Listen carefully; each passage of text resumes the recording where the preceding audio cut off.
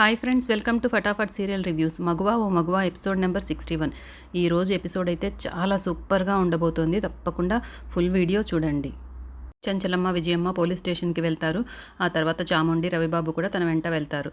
ఇంటి దగ్గర చక్రం బాబాయి, మన చంటి ఇద్దరు వెయిట్ చేస్తూ ఉంటారు. ఒకవేళ హంతకుడు ఎవరో తెలిస్తే చెంచలమ్మ గారు ఆ హంతకుడిని చంపేస్తారా బాబాయ్ అని టెన్షన్ పడుతూ ఉంటాడు చంటి.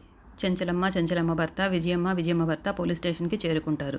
చెంచలమ్మ ఆవేశంగా లోపలికి వెళ్ళి, ఇన్స్పెక్టర్ గారు త్వరగా చెప్పండి, ఎవరో చంపింది. ఒకవేళ చెప్తే మీకేమైనా హాని జరుగుతుందని మీరు భయపడుతున్నారా? ఆ భయాలు ఏం పెట్టుకోవద్దు. వాళ్ళు ఎంత గొప్ప వాళ్ళైనా సరే నేను మిమ్మల్ని రక్షిస్తాను, త్వరగా చెప్పండి అంటుంది. ఇంతలో రవిబాబు, చాముండి కూడా అక్కడికి చేరుకుంటారు. చాముండి కూడా వచ్చి, మా బావని చంపింది ఎవరు? మా బావని చంపింది ఎవరైనా సరే వాళ్ళని వదిలిపెట్టేది లేదు అంటుంది. చంపిన వాళ్ళు ఎవరైనా రాజకీయ ప్రముఖులా? అందుకని మీరు భయపడుతున్నారా అని విజయమ్మ కూడా అడుగుతుంది. ఎవరెంత అడిగినా కూడా పులివాసు వెయిట్ చేస్తూనే ఉంటారు, ఇంకా ఎవరెవరు ఏం అడుగుతారా అనేసి.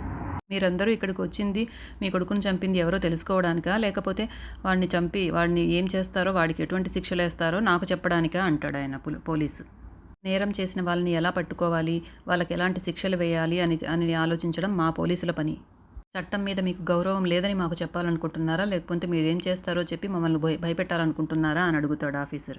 హంతకుడు ఎవరో మీకు తెలిసి వాడిని కాపాడాలని ప్రయత్నిస్తున్నారా అనేసి చాముండి ప్రశ్నిస్తుంది. చెంచలమ్మ గారు, మీ దగ్గర ఎలాగైతే లైసెన్స్డ్ గన్ ఉందో ఈ చుట్టుపక్కల ఊర్లలో కొంతమంది దగ్గర అలాగే లైసెన్స్డ్ గన్నులు ఉన్నాయి. ఆ బుల్లెట్ గన్ ఎవరిదో తెలుసుకోవడానికి ఆ బుల్లెట్ని ల్యాబ్కి పంపించాము. ఇప్పుడు నా చేతిలో ఉన్నది ఆ ల్యాబ్ రిపోర్ట్స్ అని రిపోర్ట్స్ చూపిస్తాడు. బుల్లెట్ పాతదవ్వడం వలన ఆ బుల్లెట్ మీద ఉండే నెంబర్ చిరిగిపోయి నెంబర్ కనిపించడం లేదు. నెంబర్ లేకపోవడం వల్ల ఆ బుల్లెట్ ఎవరిదనేది మేము తెలుసుకోలేకపోయాము.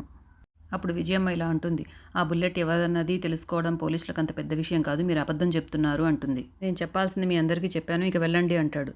నేను చెప్పాను కదా రోజే, ఈయన ఏమీ చెప్పడు ఈ పులివాసు. ఇప్పటికే తేల్చరనమాట ఈ సీరియల్లో ఈ విషయాన్ని. అప్పుడు చెంచలమ్మ, నాకు మీ మీద అనుమానం ఉంది, మీకు తెలిసి కూడా మాకు చెప్పడం లేదు. నిజం చెప్పే వాళ్ళ కళ్ళలో ధైర్యం, నిజాయితీ కనిపిస్తాయి. మీ కళ్ళల్లో అహంకారం తప్ప ఇంకేమీ కనిపించడం లేదు. దీన్ని బట్టి మీరు చెప్తున్నది అబద్ధమని అర్థమవుతోంది అంటుంది చెంచలమ్మ. అప్పుడు ఇన్స్పెక్టర్, నేను చెప్పేది నిజమండి, నాకు తెలుసు మీ అబ్బాయి పోయినందుకు మీరు ఎంత బాధపడుతున్నారు. నేనేం అబద్ధం చెప్పడం లేదు. మా పోలీసులకి ఒకే మార్గం కాదు, ఇంకా చాలా మార్గాలు ఉంటాయి దోషిని కనిపెట్టడానికి.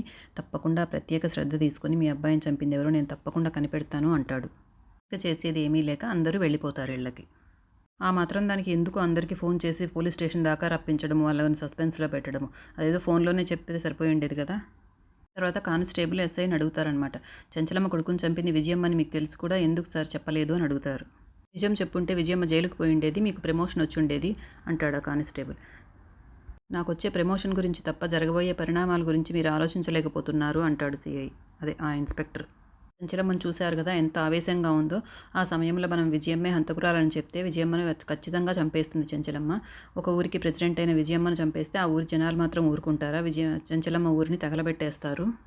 మీకు నా ప్రమోషన్ కావాలా, 2 ఊర్లు నాశనం అవ్వడం కావాలా అంటారు. నిజం చెప్తే కొన్ని వందల మంది ప్రాణాలు పోతాయి, అందుకే అబద్ధం చెప్పాను అంటాడు. ఈ నిజాన్ని ఎప్పుడు ఎక్కడ ఎవరితో చెప్పాలో నాకు బాగా తెలుసు అంటాడు.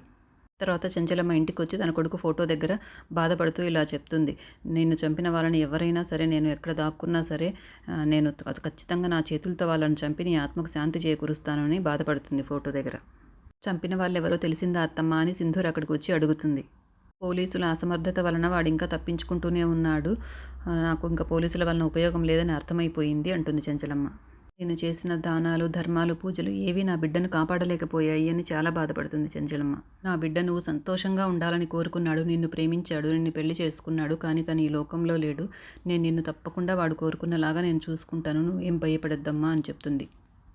తర్వాత చెన్నకేశవులు గారు ఎక్కడికో బయటికి వెళ్తుంటే, చంటి ఎక్కడికి వెళ్తున్నారండి, ఈరోజు ఆదివారం కదా, ఏం వండమంటారు అంటే, నీకు ఇష్టం వచ్చింది వండురా అంటాడు. ఆదివారం అంటూనే ఆయన ఏదో ఆలోచిస్తాడనమాట, ఏదో కొంచెం ఉలిక్కి పడతాడు. అప్పుడు బసవ ఇలారా, ఈరోజు ఆదివారం రా అంటాడు. అవునయ్య గారు అంటాడు బసవ. ఈరోజు ఆదివారం అంటే నేను అక్కడికి వెళ్ళాలి అంటాడు. అమ్మగారికి తెలిస్తే బాగుండదయ్యా అంటాడు బసవ. ఏం కాదు, వెళ్ళి ఏర్పాట్లు చూడు అని డబ్బులు ఇచ్చి పంపిస్తాడు బసవకి. చంటి ఏం చేస్తున్నారేనా అని ఆలోచిస్తాడు. వీళ్ళిద్దరూ ఏదో గూడిపుటాని చేస్తున్నట్టున్నారు, ఈ విషయం వెంటనే అమ్మగారికి చెప్పాలి అని వెళ్తాడు చంటి. సింధూర ఒక చిన్న గోడ ఎక్కి మొక్కలకు నీళ్లు పోస్తూ ఉంటుంది పైన హ్యాంగింగ్ ప్లాంట్స్‌కి. చంటి ఆలోచించుకుంటూ వస్తాడు. ఈ విషయం అమ్మగారికి చెప్పాలా? చెప్పకూడదా?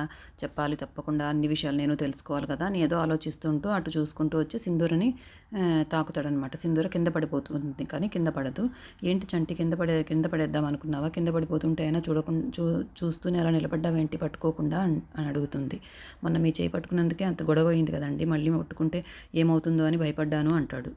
లో ఎపిసోడ్ అయిపోతుంది. ఇంకా నెక్స్ట్ ఎపిసోడ్‌లో కార్తికేయ ఫోటో ఉంటుంది కదా! ఆ ఉండాల్సిన ప్లేస్‌లో ఫోటో ఉండదనమాట. అది చెంచలమ్మ చూస్తుంది. అందరూ రండి అని హాల్లోకి పిలుస్తుంది. ఏమైంది చెంచలమ్మ అంటారు. అక్కడ ఉండాల్సిన నా కన్నయ్య ఫోటో లేదు. ఏమైంది? ఎవరు తీశారు? అని అడుగుతుంది. ఆ ఫోటో ఎవరు తీశారో, ఎందుకు తీశారో నెక్స్ట్ ఎపిసోడ్‌లో తెలుసుకుందాం.